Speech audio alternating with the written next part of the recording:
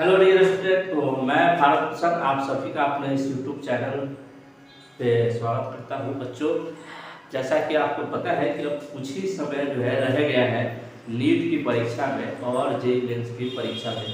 तो ये जो वीडियो है वो नीट के विद्यार्थियों के लिए है, वो सभी छात्र जो इस साल जो है नीट की परीक्षा दे रहे हैं उनके लिए है। और इसमें हम लोग आज बात करेंगे केमिस्ट्री और फिजिक्स की कि कैसे आप जो है कौन कौन से चैप्टर्स को पढ़ेंगे और किस तरीके से आप जो है मैक्सिमम नंबर इसमें गेन करेंगे। तो चलिए बच्चों शुरू करते हैं। हम लोग नीट 2022 का सबसे पहले देख लीजिए जो संभावित एग्जाम है कि इस बार नीट 2022 का जो है परीक्षा कब होगा। तो जो एग्जाम का जो डेट है बेटा वो ऐसा माना जा रहा है कि सपोज करिए कि मई लास्ट में होगा, है ना, या फिर आपको जून के फर्स्ट वीक में होगा। और फॉर्म जो है नीट का वो ऐसा मान के चलिए कि अभी एमसीसी का काउंसलिंग चल रहा है 2021 के लिए। तो जैसे काउंसलिंग की प्रक्रिया जैसे समाप्त होगी आपको एनटीए के वेबसाइट पे जो है नीट का फॉर्म दिख जाएगा इस बार, ठीक ना। तो आप इसको ध्यान रखिएगा, ये एग्जाम का डेट है। अब हम लोग जो मेन हमारा टॉपिक है कि आखिर केमिस्ट्री और फिजिक्स जो कि बहुत ही एक तरह समझिए क्रूशियल होता है आपके सिलेक्शन लेने में और सिलेक्शन न लेने में। तो केमिस्ट्री और फिजिक्स हम कैसे पढ़ेंगे, है ना, उसको देखते हैं कि जो कोटा के बच्चे कैसे पढ़ते हैं, कैसे उनका सिलेक्शन हो जाता है, वो सारा चीज हम देखेंगे। ठीक, तो बच्चों सबसे पहले हम लोग बात करते हैं केमिस्ट्री की। जो हमारा केमिस्ट्री सब्जेक्ट है बच्चों, ये 180 नंबर के क्वेश्चन आते हैं, 180 नंबर के रहेंगे, ठीक ना। अब 180 नंबर में जो आपको है क्वेश्चन नंबर ऑफ क्वेश्चन इस बार जो हो गया 50 हो गया है, जिसमें आपका 5 क्वेश्चन जो एक्स्ट्रा दिया जाता है ताकि आप ये समझ सके कि कोई प्रश्न नहीं आ रहा है तो चलो उसको सॉल्व कर दी। तो ये 5 क्वेश्चन एक्स्ट्रा जो है ये पिछले बार का पैटर्न था और इस बार भी ऐसा ही रहेगा, है ना। तो ये हो गया। अब 50 क्वेश्चन में से आपको कितने टोटल सही करने हैं? 45 क्वेश्चन जो है आप मैक्सिमम सही कर सकते हैं, सही बना सकते हैं। और इसके 45 क्वेश्चन के आधार पर ही आपको कितना नंबर मैक्सिमम अधिकतम कितना मिलेगा? 180 नंबर।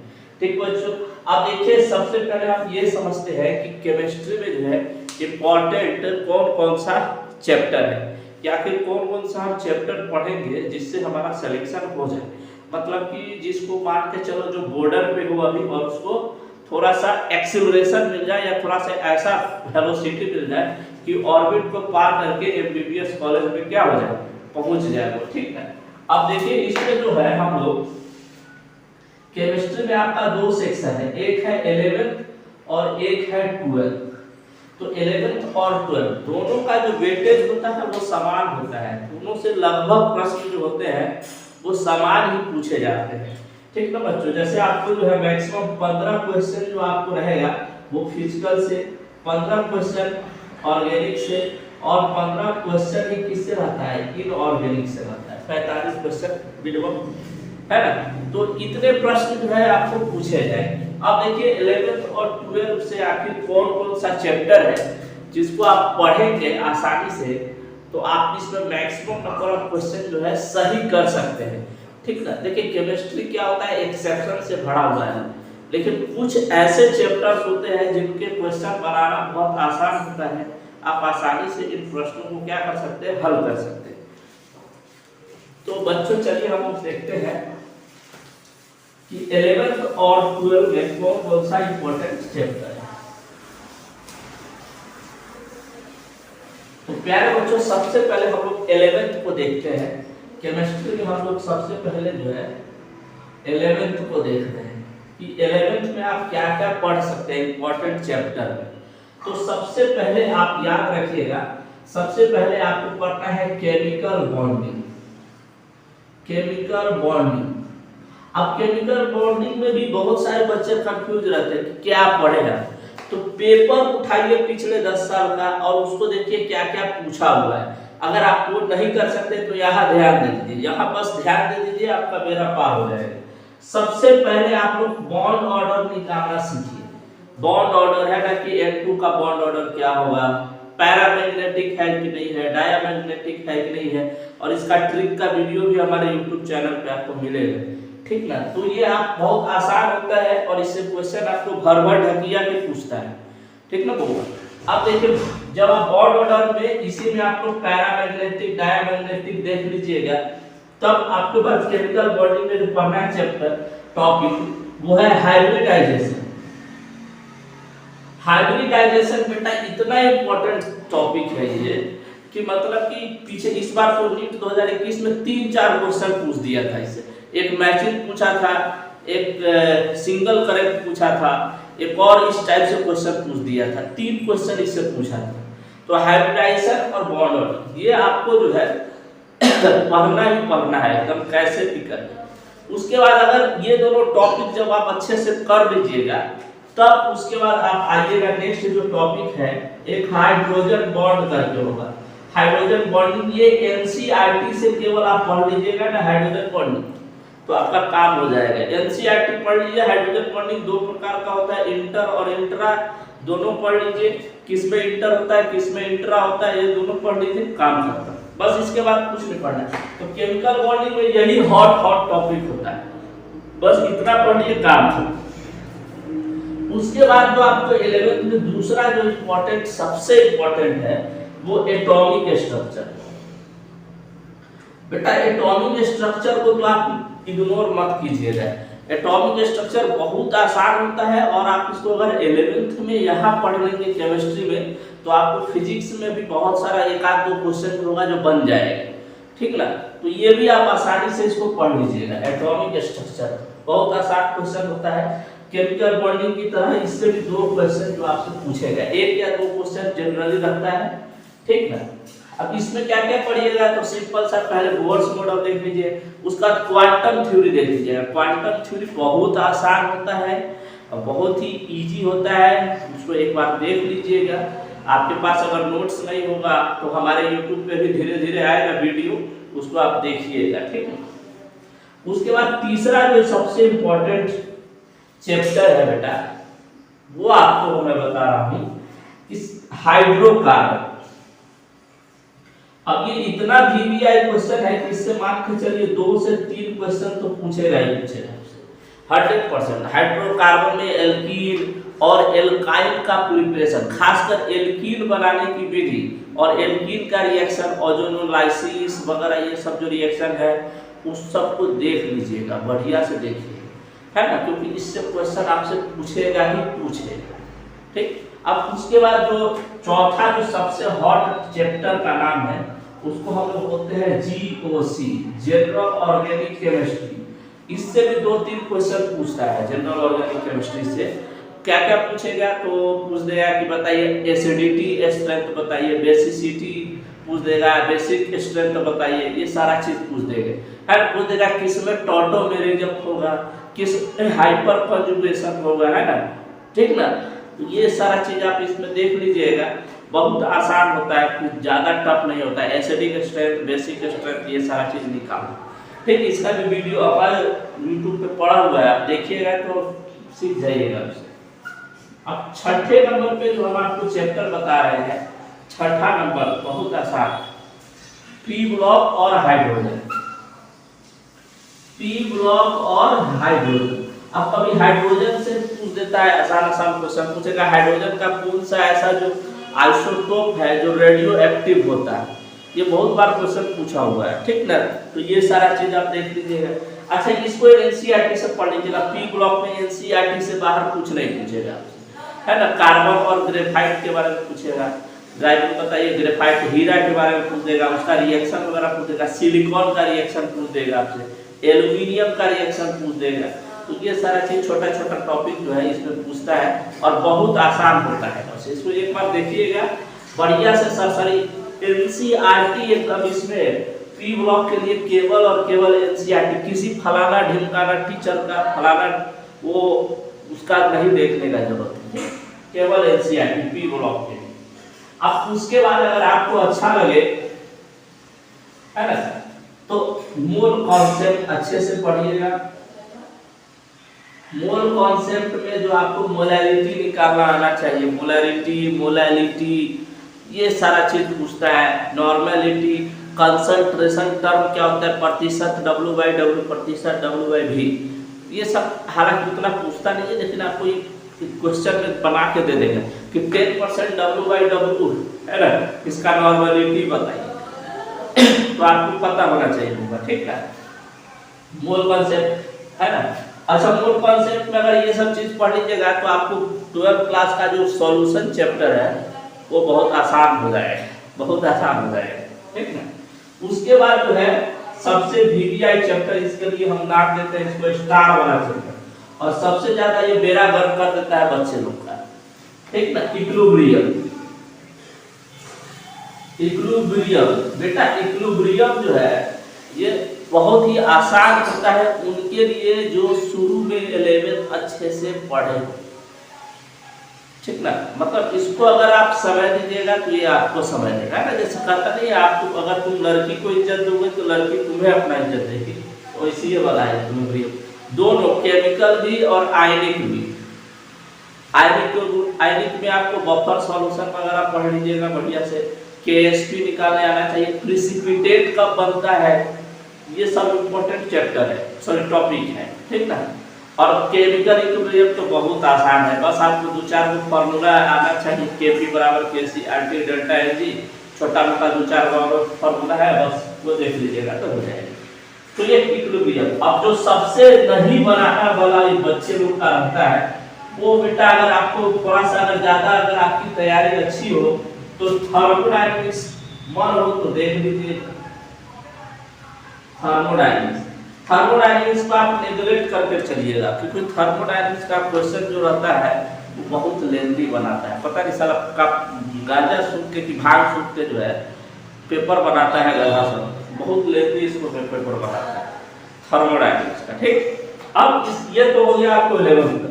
अगर आप इतना 11th में कर लीजिएगा तो मान के चलिए आपको 20 प्लस क्वेश्चन जो है आपका 11th से एकदम 100% सही होगा।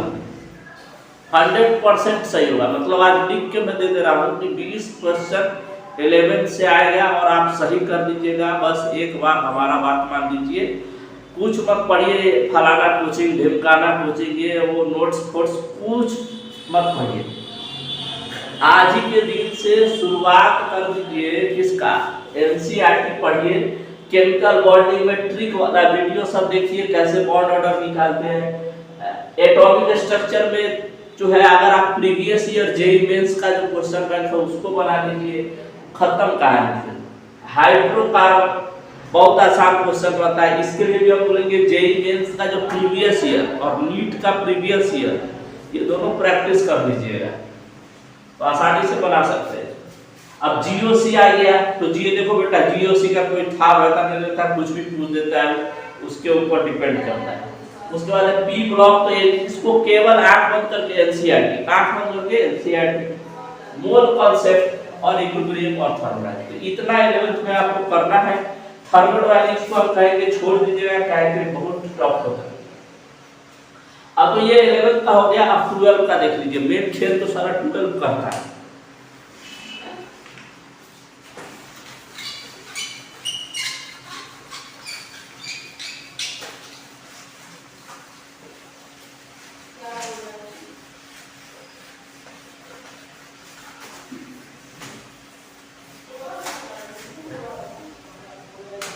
देखिए अब आपको क्या पढ़ना है, 12 में तो पहला चैप्टर सबसे पहले एकदम यही पढ़ना है, कोऑर्डिनेशन कंपाउंड। सबसे पहले कुछ भी हो जाए कोऑर्डिनेशन कंपाउंड पढ़ना बेटा। 3 क्वेश्चन आएगा इससे, 2 से 3 क्वेश्चन, आप बहुत आसान रहेगा, बना लोगे आसानी से। और थोड़ा बहुत भी कॉन्सेप्ट पता है, अब जो NCERT पढ़ा होगा बेटा उसके लिए इसमें कोई जगह नहीं मिलेगा। कोऑर्डिनेशन कंपाउंड आपको किसी अच्छे इंस्टीट्यूट का अगर नोट्स मिल जाता है अच्छे टीचर का तो उससे पढ़ लीजिएगा। NCERT पढ़ने से आपको कुछ नहीं मिलने वाला है, ठीक है। कोऑर्डिनेशन कंपाउंड, ठीक। उसके बाद दूसरा नंबर पे जो आपको पढ़ना है, जिसका आप सवाल बना सकते हैं, केमिकल काइनेटिक। केमिकल काइनेटिक्स का जो क्वेश्चन होता है बहुत आसान होता है, रेट लॉ वगैरह ये सब का क्वेश्चन बनता है आसानी से, अगर आप थोड़ा प्रैक्टिस करेंगे है ना तो आसानी से बना लेंगे। प्रीवियस ईयर नीट का ले लीजिए और उसको बना डालिए, खत्म का कुछ नहीं बनाना है, बहुत आसान होता है। 2 क्वेश्चन आएगा, 2 पे दोनों क्वेश्चन फोड़ डालो, ठीक। अब तीसरा नंबर में जो पेपर आएगा आपको, तीसरा नंबर जो सबसे इंपॉर्टेंट होता है ना, वो आपका जो है सॉल्यूशन।